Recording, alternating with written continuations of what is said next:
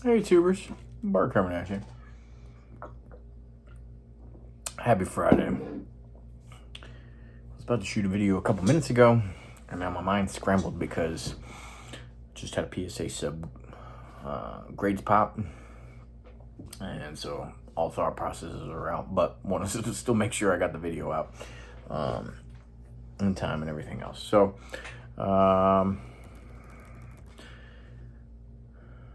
it's Friday. Celebrate. Enjoy yourselves. I got some monster fucking cards to show. But in true collector fashion, because I picked up these two monster cards, a seller sent me one of those cool eBay offers or whatever today on a card I was watching, and he sent like a $450 discount on this card, and I was like, I want it. But I just bought two monsters, and I'd be a dumbass to try to execute on that again. And of course it's sold, so as in true collector fashion, you still keep an eye on what you missed out on as opposed to what you picked up. But picked up some good stuff, and I'm happy with the sub. I'm relatively happy with the grades I got on the sub, and I think the folks, I had 3 other guys that subbed with me. I do it in small amounts for other people, but I don't charge them anything besides what it costs me or whatever, because I'm going to send stuff anyway. But they did pretty well. A lot of Jerry Rices, so I know those don't get perfect grades because I wasn't sending them for that, but I still got some good ones, so I'm happy about that. But let me stop rambling about the subs and everything like that. Sent it in July, got logged in 2 months later in mid-September and finally popped. But got a stack from, I had forgotten about this pickup because it's a whole stack of 95 Skybox Impact Pay Dirts. I went on a little binge one day and got like 3 or 4 different lots of them, and when I got such a large wave of them in, I assumed I had gotten all of them, and then somebody hit me up like a month later and was like, hey, my bad, I forgot to send these or whatever. And I was like, my bad, I didn't even know I was missing out on that. But he sent a couple of cool extras. So he sent in an Absolute Auto DJ Dallas. Terrible auto, by the way. But it is what it is. Still a cool card. And then he tossed in a Kyler Absolute as well, which could turn out to be a decent card. So nice little toss in there for feeling bad. Integrity for the win. And then, as seen before, it's a complete set of 95 Skybox Pay Dirts. It's got 3 Niners in there with Ricky Watters, Steve Young. There's a Primetime in there. Actually, there's 4 Niners because there's also a rookie card. And I guess this one was a partial one because there's not a Dion, but I got 5, 6 of those Dions anyway. But love the Marshall Faulk in there. You know, it's got Michael Westbrooks and Brett Favre. Just a great looking set. I've always loved this one. And so I was just randomly bebopping around and buying lots of those for the cheap. A rando. One of them little side sets got going on there. 97 Skybox EX2000. It's Eddie Murray to mint 9. Super cheap. $9 for the win on the auction listing. Just picking up some random offers there. I only have 3 cards of that graded so far, but do have probably 10 or so from this set in my grading pile. Mostly football ones because I bought the entire football set, but then a couple of basketballs as well. And then I got to pick up the Allen Iverson at some point as well. But thankfully those prices are coming back down. So we'll see. But monsters coming at you. Real happy to have these. If you've been following me for a while, I sold a bunch of cards February, March. It worked out. Apparently I sold at the height of what was going on. And I needed that because I'm moving. As you can see, less stuff on the walls. T-3 weeks until I move. Needed some of that money for the house because the housing market is stupid right now. And so it was definitely the right time. I do miss some of those cards. I'm not gonna lie, but I have no regrets because I did something for the family, and some of the returns on those investments were just too good to pass up. Too good. So it worked out. But I did sell some staple cards that I liked to have. I like to have a good, foundational set of staple cards that, you know, no matter what, you can always look at it and say, yeah, you know, I'm a collector because I have this. But guess what? I've got several of these or whatever. And so I sold a couple of those off, missed them. You know, there's a couple I probably want to pick up again, but maybe in the next lower grade, because I did buy some of them in investment grade, PSA 10s of older cards and things like that. Maybe I'll get the 9s or something like that. But it's a tough proposition to buy a downgraded card from something you've already had. So we'll see. But that was where my mind's been at lately, of let me get a couple more staple cards back in the PC. Not that I sold them all off by any means, but never wrong to add some of these. And one of them is this 1933 Goudey Sport Kings Tyrus Raymond Cobb in a beautiful PSA 1 fresh slab. It's well centered. The colors are looking great. The registration and the picture itself of the player is good to go. Obviously, it's got some issues to make it a PSA 1. It's missing some paper and a couple spots on the front. It does have a stain on the back, but that's my kind of card, because that's how I get something that beautiful on a PSA 1 for something on a collector's price, right? So I'm very happy with that. I had a T206 of his, bat off shoulder.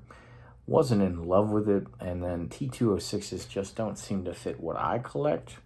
I love to admire them. I have 0 tobacco cards, and I'm still in a Tobacco Row Facebook group. I like to see what they're posting, but it just doesn't fit me. But how do you not want a Ty Cobb in your PC? So saw this going at auction, and let's see if I can make a run at it without getting stupid. And it went well for me. So very happy to add that.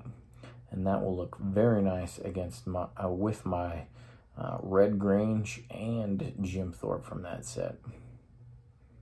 So nice Ty Cobb there. Number 2. I had given up owning this card, not gonna lie to you. And the BBC Emporium listed this, and that is, hell, I don't remember his name. Where is that guy? He's all over Facebook. Kurt Schmidgel.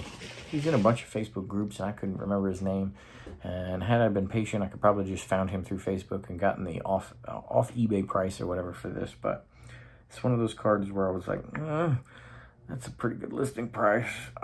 You keep looking at it like, is somebody going to buy this too fast? Am I going to miss out if I waffle on this or take too long? So I pulled the trigger. Real excited about it, and I get a couple bucks coming in from PWCC. Like I said, I sold some of those cards, but not all of them got paid for.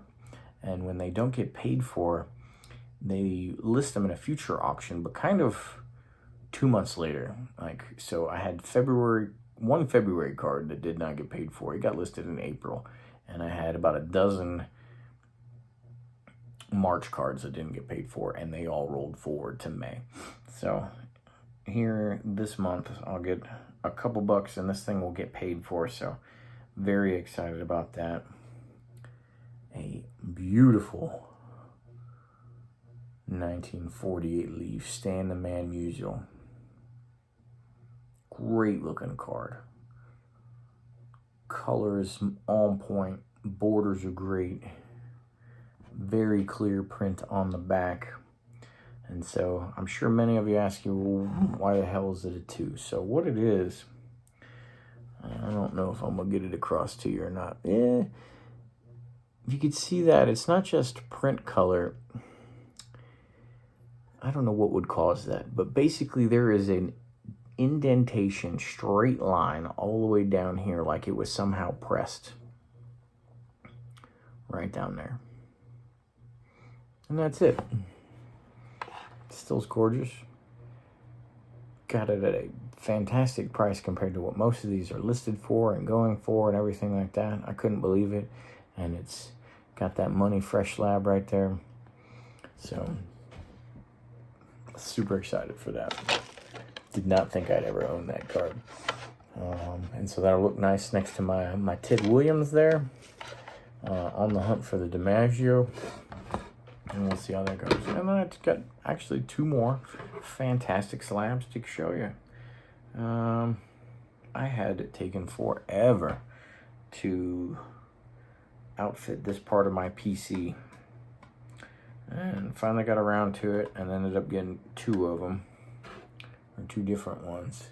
So Super Bowl ticket, Super Bowl 19. This was Joe Montana versus Dan the Man Marino and his 5,000 yards and 48 touchdowns that season.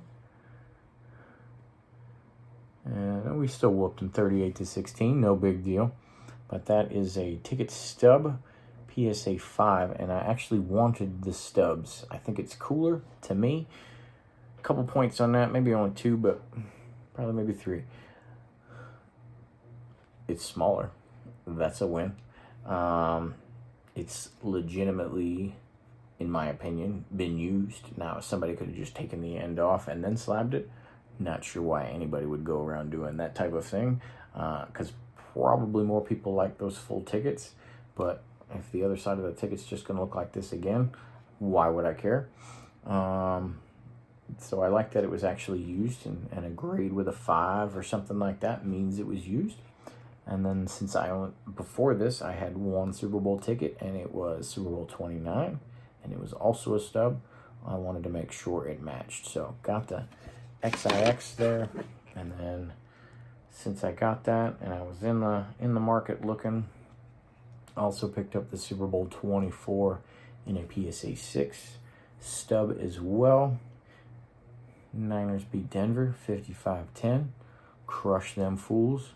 Rough looking slab though. This thing has gotten a lot of love. It's got some surface scratching and things like that, but very fair price. Very, very fair. And super happy to add that. So got to get the 16 and the 23 in stubs as well. And I'm looking into that 4 to 6 range. Slightly loved, but not a piece of garbage either. And I'll figure out how to put them in a frame or something like that. But like I said, T-minus 3 weeks till we're out of here, on the way to Tampa. I'll have probably 2 more mail days still. Picked up some cards from B-Roth 6 since he just had a sub pop, and he showed a bunch of cards. I was like, well, I'm gonna get these at some point anyway, so why not, give the money to a man in the hobby that you know and that you watch and you pay attention to and you enjoy, as opposed to some schmuckatelli on eBay. So win there. So I'll get those in a couple of days, and then when this PSA sub pops, it's 226 cards. It'll be a good range of stuff because everybody that subbed something with me subs completely different stuff, and I got a decent little mix. But the vast majority of mine are Jerry Rice's. This was my last large Jerry Rice sub, so over 100 of them are Jerry Rice's, but there's some pretty sweet Jerry Rice's in there. So that's what I got for you. Thanks for watching. Until next time, later, boys.